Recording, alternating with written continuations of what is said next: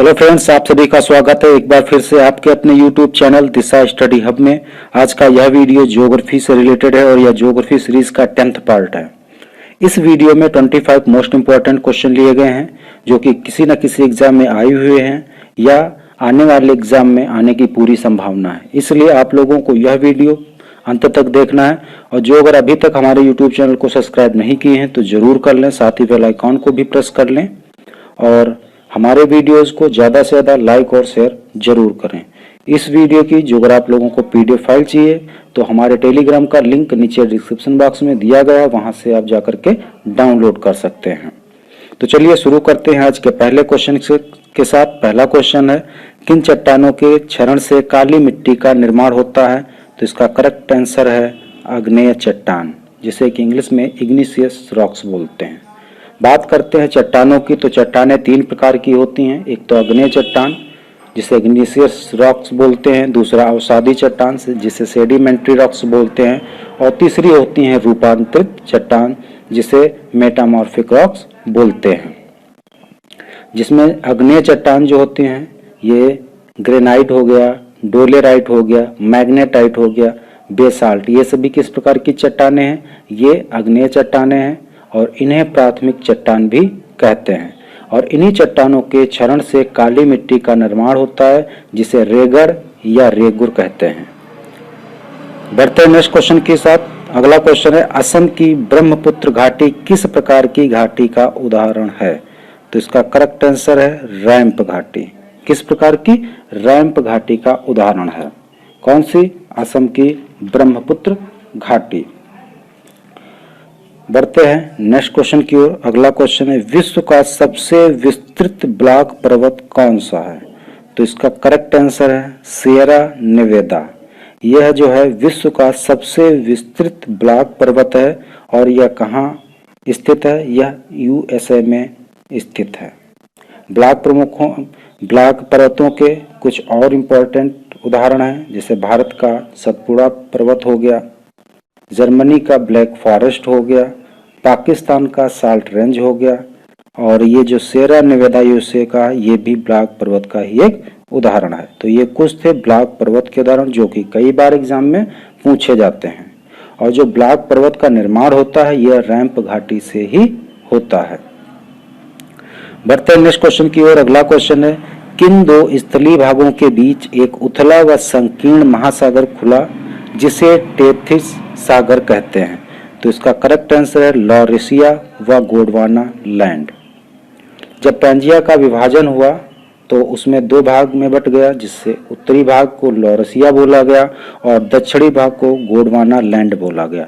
और इन्हीं दोनों स्थलीय भागों के बीच एक उथला व संकीर्ण महासागर खुला जिसका नाम क्या रखा गया? टेथिस सागर। और गोंडवाना लैंड के विभाजन से दक्षिण अमेरिका, अफ्रीका, प्रायद्वीपीय भारत, मेडागास्कर तथा ऑस्ट्रेलिया का निर्माण हुआ।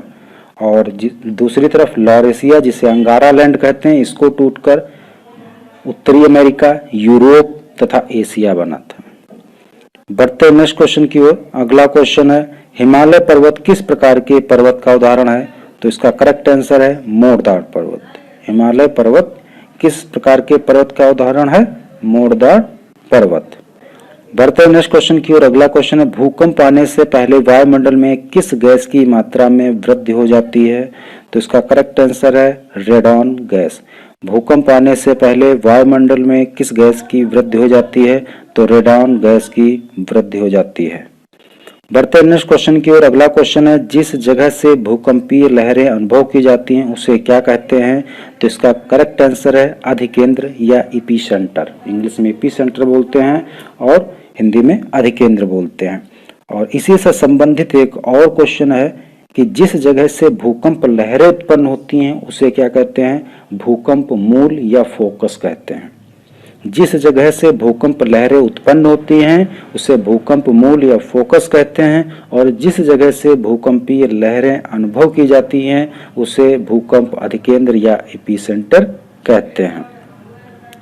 बढ़ते नेक्स्ट क्वेश्चन की ओर। अगला क्वेश्चन है, किस प्रकार की तरंगें सिर्फ ठोस माध्यम में ही चल सकती हैं? तो इसका करेक्ट आंसर है अनुप्रस्थ अथवा गौड़ तरंगें। प्राइमरी और लॉन्गिट्यूडिनल वेव, ये एक प्रकार की ये वेव्स होती हैं। दूसरी होती है अनुप्रस्थ अथवा गौड़ तरंगे, सेकेंडरी और ट्रांसवर्स वेव।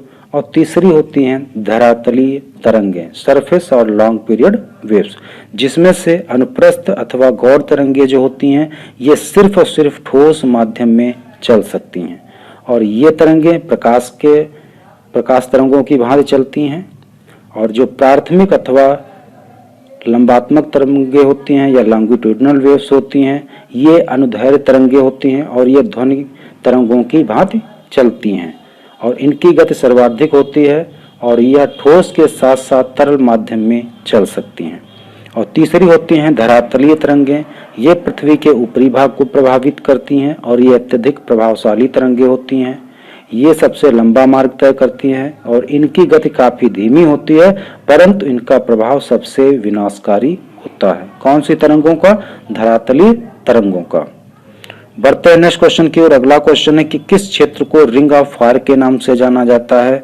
तो इसका करेक्ट आंसर है प्रशांत महासागरीय तटीय क्षेत्र। इसे जो है रिंग ऑफ फायर के नाम से जाना जाता है क्योंकि प्रशांत महासागरीय तटीय पेटी जो है ये विश्व का सबसे विस्तृत भूकंप केंद्र है जहां पर विश्व के लगभग 63% अकेले भूकंप यहीं पर आते हैं। बढ़ते हैं नेक्स्ट क्वेश्चन की ओर। अगला क्वेश्चन है कच्छ से भुज क्षेत्र को किस भूकंप जोन में रखा गया है? तो कच्छ के भुज क्षेत्र को जो है जोन 5 में रखा गया है। किस जोन में? जोन 5 में रखा गया है क्योंकि जो जोन 5 होता है यहाँ पर अत्यधिक तीव्रता के साथ भूकंप आता है या कह सकते हैं सर्वाधिक भूकंप संभावित क्षेत्र होता है। इसमें जो है जोन 2 में जो है वो कम तीव्रता के आते हैं, जोन 3 में मध्यम तीव्रता के भूकंप आते हैं, जोन 4 में अति तीव्रता के भूकंप आते हैं और जोन 5 में अत्यधिक तीव्रता के साथ भूकंप आते हैं जिसमें कच्छ के भुज क्षेत्र को रखा गया है। और उत्तर प्रदेश या उत्तरी उत्तर प्रदेश में अधिकतर जोन 3 और जोन 4 के जो हैं भूकंप आते हैं। बढ़ते हैं नेक्स्ट क्वेश्चन की ओर। अगला क्वेश्चन है लोनार झील एक क्रेटर झील है या भारत के किस राज्य में स्थित है? तो इसका करेक्ट आंसर है महाराष्ट्र। लोनार झील एक क्रेटर झील है, यह किस राज्य में स्थित है? तो यह महाराष्ट्र में स्थित है। बढ़ते हैं नेक्स्ट क्वेश्चन की ओर। अगला क्वेश्चन है भूमध्य सागर का प्रकाश स्तंभ किस ज्वालामुखी को कहा जाता है? तो इसका करेक्ट आंसर है स्ट्राम्बोली। किसको? स्ट्राम्बोली को भूमध्य सागर का प्रकाश स्तंभ कहा जाता है। और यह कहाँ स्थित है? तो यह सिसिली के उत्तर में लिपारी द्वीप, कौन सा? सिसिली के उत्तर में लिपारी द्वीप में स्थित है और यह एक प्रकार का सक्रिय ज्वालामुखी है। किस प्रकार का? सक्रिय ज्वालामुखी है। बढ़ते हैं नेक्स्ट क्वेश्चन की ओर। अगला क्वेश्चन है विश्व का सबसे ऊंचा सक्रिय ज्वालामुखी कौन सा है? तो इसका करेक्ट आंसर है कोटोपैक्सी। कोटोपैक्सी ज्वालामुखी जो है यह विश्व का सबसे ऊंचा सक्रिय ज्वालामुखी है जो कि इक्वाडोर में स्थित है। कहाँ स्थित है? इक्वाडोर में स्थित है। कुछ और सक्रिय ज्वालामुखी की बात कर लेते हैं क्योंकि कई बार पूछा जाता है कि ऑप्शन दे दिए जाते हैं और उसमें से पूछा जाता है कि इसमें से कौन सा है या इसमें से कौन सा नहीं है। तो अभी स्ट्राम्बोली की बात की है, ये भी सक्रिय ज्वालामुखी है। इटली का एटना ये एक सक्रिय ज्वालामुखी है। इक्वाडोर का कोटोपैक्सी ये भी एक सक्रिय ज्वालामुखी है। अंडमान निकोबार द्वीप समूह में बैरन द्वीप एक सक्रिय ज्वालामुखी है। अंडमान निकोबार में एक बैरन द्वीप है जो सक्रिय ज्वालामुखी है। बढ़ते नेक्स्ट क्वेश्चन की और अगला क्वेश्चन कि भारत में एकमात्र सक्रिय ज्वालामुखी है वह कहाँ स्थित है? तो इसका करेक्ट आंसर है अंडमान के बैरन द्वीप। कहाँ स्थित है? अंडमान निकोबार के बैरन द्वीप में। बढ़ते नेक्स्ट क्वेश्चन की और अगला क्वेश्चन है कि विसुवियस, फ्यूजीनामा, नारकोंडम द्वीप ये सब ज्वालामुखी किस प्रकार के ज्वालामुखी हैं? तो इसका करेक्ट आंसर है सुषुप्त ज्वालामुखी। किस प्रकार के? सुषुप्त ज्वालामुखी। ज्वालामुखी मुख्यतः 3 भागों में बांटे गए हैं। एक तो सक्रिय ज्वालामुखी जिसकी हम अभी बात कर चुके हैं, दूसरे होते हैं सुषुप्त ज्वालामुखी जो विसुवियस, फ्यूजीनामा, नारकोंडम द्वीप ये सभी जो है सुषुप्त ज्वालामुखी के उदाहरण हैं। और तीसरे होते हैं मृत ज्वालामुखी। बढ़ते हैं नेक्स्ट क्वेश्चन की ओर। अगला क्वेश्चन है किलिमंजारो व एकांकागुआ किस प्रकार के ज्वालामुखी के उदाहरण है? तो इसका करेक्ट आंसर है मृत ज्वालामुखी। अफ्रीका का किलिमंजारो और इंडीज पर्वत का एकांकुआ, कौन सा? एकांकागुआ, ये इंडीज पर्वत श्रेणी में स्थित है और किलिमंजारो जो है अफ्रीका में स्थित है। ये मृत ज्वालामुखी के उदाहरण हैं। बढ़ते हैं नेक्स्ट क्वेश्चन की ओर। अगला क्वेश्चन है कि सिपकीला गॉर्ज किस नदी पर स्थित है? तो इसका करेक्ट आंसर है सतलज नदी। कौन सी? सतलज नदी पर सिपकीला गॉर्ज स्थित है। गॉर्ज कहते किसे हैं? तो सामान्य रूप से बहुत गहरी तथा सक्रिय घाटी को गॉर्ज या कंदरा कहते हैं।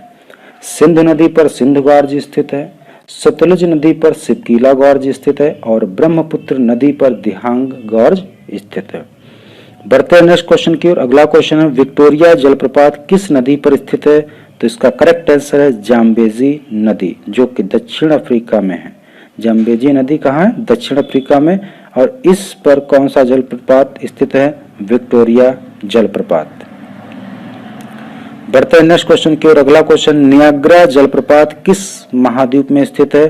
तो इसका करेक्ट आंसर है उत्तरी अमेरिका में। नियाग्रा जलप्रपात किस महाद्वीप में स्थित है? उत्तरी अमेरिका में।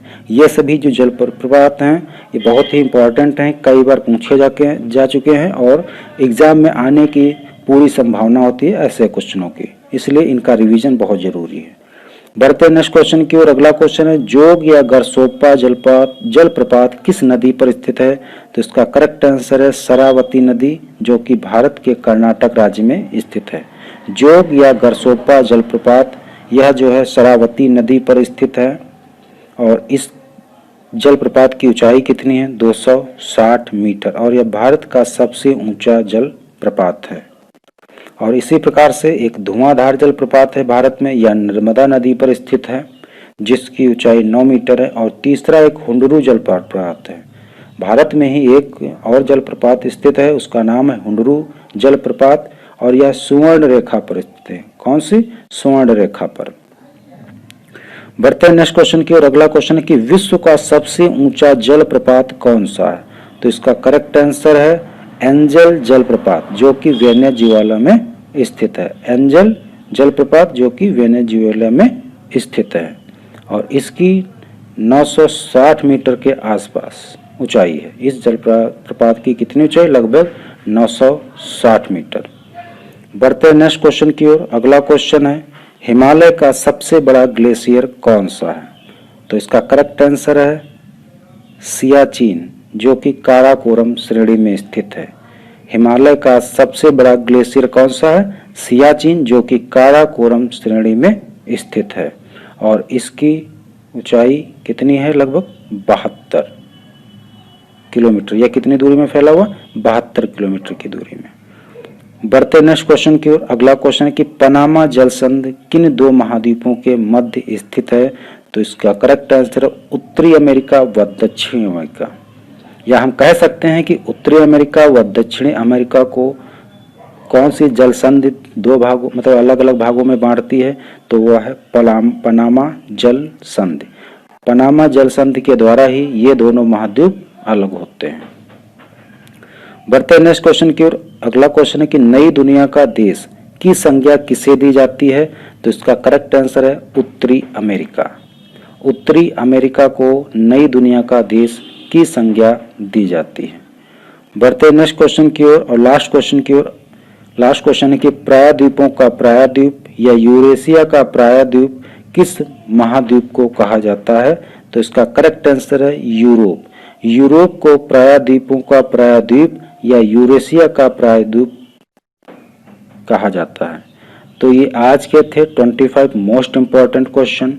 उम्मीद है आप लोगों को यह वीडियो पसंद आया होगा। जो अगर पसंद आया तो प्लीज़ हमारे वीडियोस को लाइक, शेयर और साथ ही साथ कमेंट करना न भूलें। आप लोग बताएं कि यह वीडियो कैसा लगा। मिलता है नेक्स्ट वीडियो में, तब तक के लिए जय हिंद, जय भारत।